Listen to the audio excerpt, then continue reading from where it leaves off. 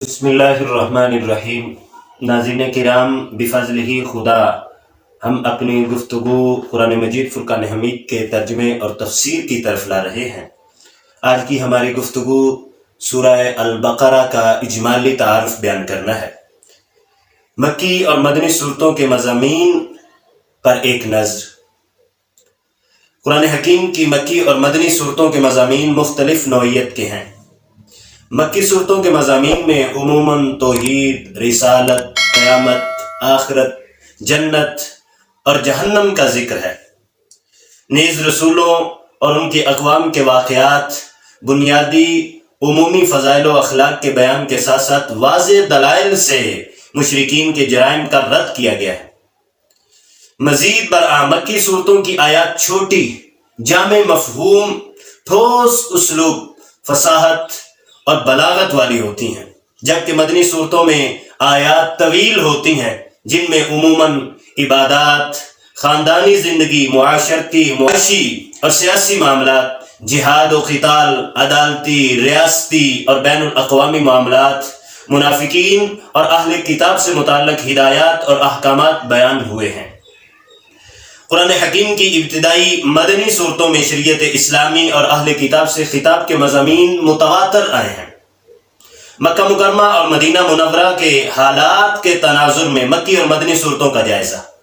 مکہ مکرمہ میں قرآن حکیم کے مخاطب زیادہ تر مشرکین عرب تھے جو توحید و رسالت، قرآن کریم اور آخرت کے منکر تھے، حد درجہ شرکیہ اعمال اور اخلاقی پستی میں مبتلا تھے۔ اس لیے مکی صورتوں میں واضح دلائل سے مشرکین کے غلط عقائد کی تردید اور اعمال فاسدہ کی اصلاح کی گئی ہے۔ مکی صورتوں میں زیادہ تر خطاب انہی کے حوالے سے ہے۔ ان کے اعتراضات کے جوابات دے کر بھی ان پر اتمام حجت کیا گیا ہے۔ چونکہ مکہ مکرمہ کے لوگ فصاحت و بلاغت میں بہت مشہور تھے، اس لیے مکی صورتوں میں فصاحت و بلاغت کا پہلو بھی بہت نمایاں دکھائی دیتا ہے۔ ہجرت کے بعد مدینہ طیبہ میں مسلمانوں کی ایک بڑی تعداد تھی، نیز انہیں قوت بھی حاصل ہو چکی تھی۔ مسلمانوں کو انفرادی و اجتماعی تمام معاملات کے لیے شریعت کے قواعد اور قوانین اور احکامات کی ضرورت تھی۔ چنانچہ مدنی صورتوں میں شریعت کے احکامات کا ذکر کثرت سے آیا ہے۔ مزید مدینہ طیبہ میں یہود بھی آباد تھے، ان کے غلط عقائد و نظریات کی بھی تردید کی گئی۔ ایک گروہ منافقین کا بھی موجود تھا، ان کے بھی دوغلے کردار اور منافقانہ طرز عمل کا ذکر مدنی صورتوں میں کیا گیا ہے۔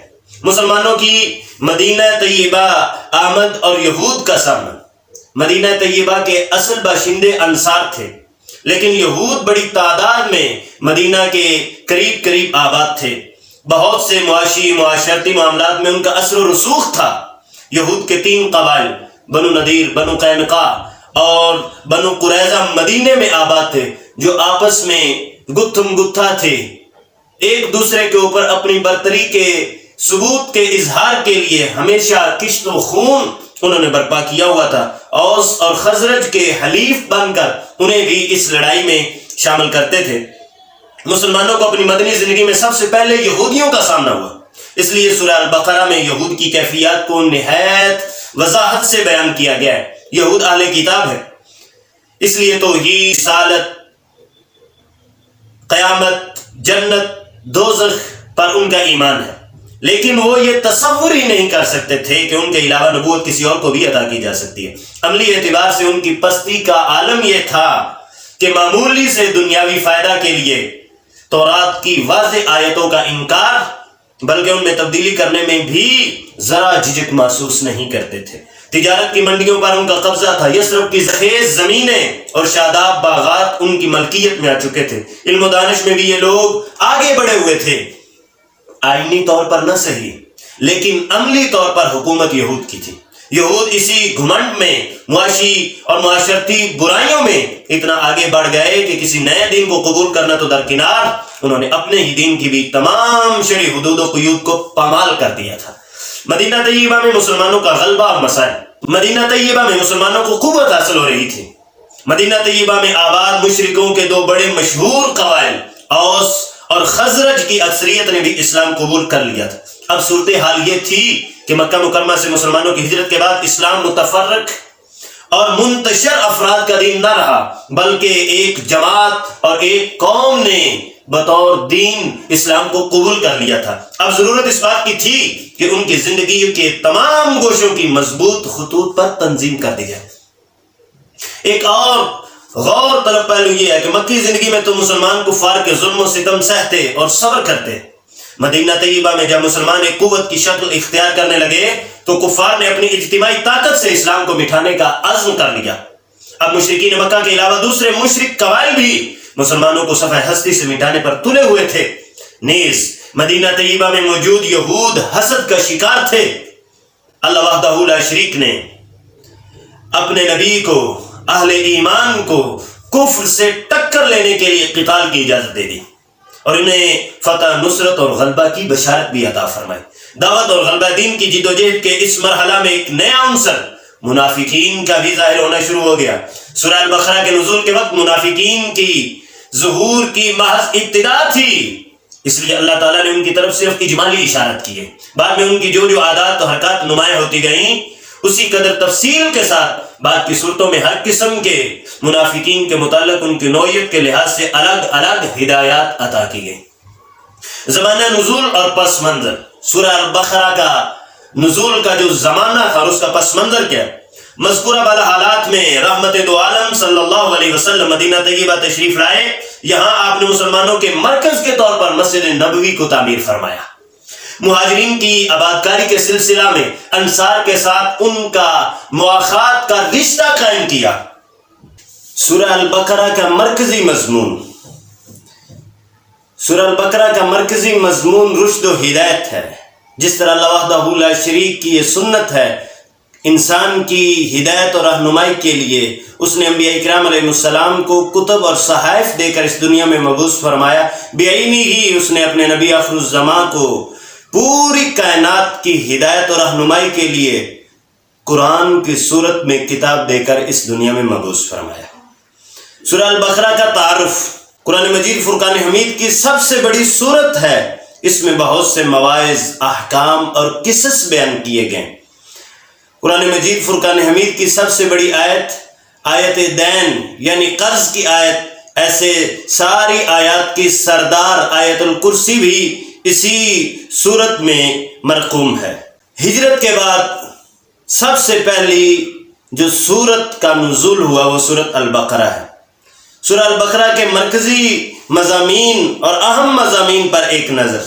سورہ البقرہ کو دو حصوں میں تقسیم کیا جائے تو پہلا حصہ آیت نمبر 1 تا 152، اس میں کچھ تمہیدی مضامین کے ساتھ سابقہ امت بنی اسرائیل کے عروج و زوال کا تذکرہ کیا گیا۔